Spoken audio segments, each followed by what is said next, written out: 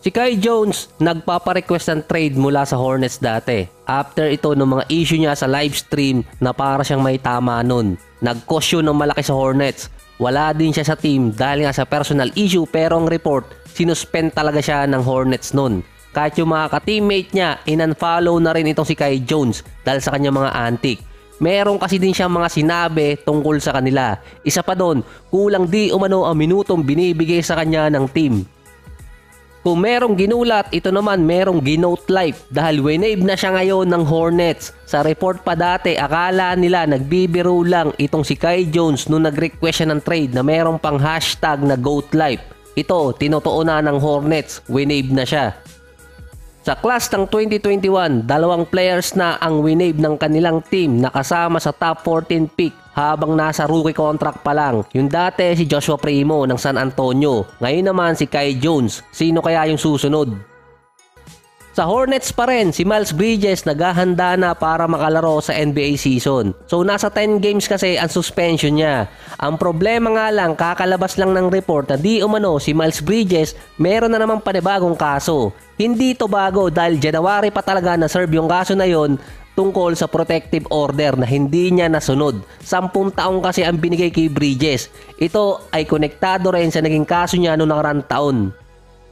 Ang pinagtataka lang doon, bakit ngayon lang nilabas ang order na yon or yung kaso nitong si Miles Bridges since matagal na nga at January pa. Ayon sa report, nakalimutang ibigay ng mga officer. Parang Ja Morant lang din dati, 1 taon bago siya nareklamo at nagkasunod-sunod yung problema. Kung madadagdagan pa ang suspension ni Bridges, nasa kamay na yon ni Commissioner Adam Silver. So kung maalala nyo, si Kawhi dati parang nagreklamo or sinisi yung NBA na hindi naman sila gumagawa ng rule para mabigyan siya ng pagkakataon makalaro talaga ng madaming games. Ito naman, in-update kasi yung bagong rule sa load management. Si Kawhi pa rin ang nagwagi.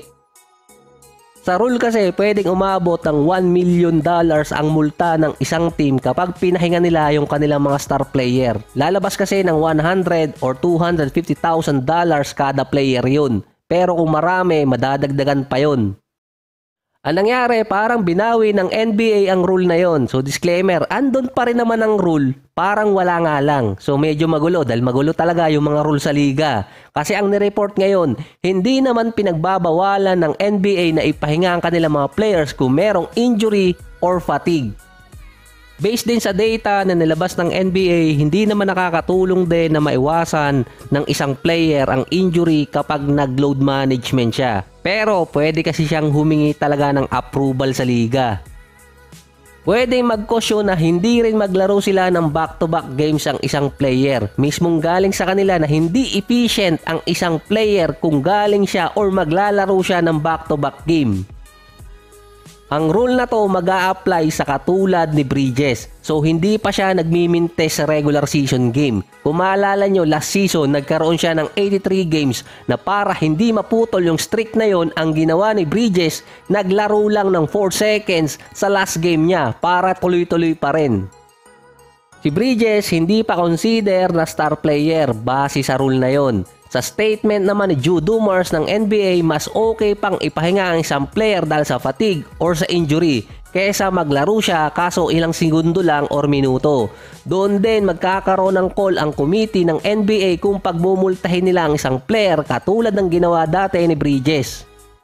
Dahil ganoon ang pwedeng gawin ng isang team, paglaruin lang nila ng konti kahit back-to-back game yun tapos iuupo na. Parang ginawa dati ng San Antonio noong 2012. Doon kasi talaga nagalit si Commissioner David Stern. Si Bridges kasi kahit hindi pa siya nagiging all-star, isa siya sa main man ng Brooklyn. Kung uulitin niya yung ginawa niya dati para lang hindi maputol yung streak niya, nasa NBA na yun kung mapapagmulta siya. Bukod pa doon, yung in-season tournament ay magsisimula ng November 3, US time yata yun, or November 4, Philippine time, until December 9 yun. So ito yung isang example dyan, yung Lakers. Kagroup niya yung Memphis, Jazz, Suns at Portland. Lalabas din na magkakadikit yung games ng iba-ibang mga teams doon.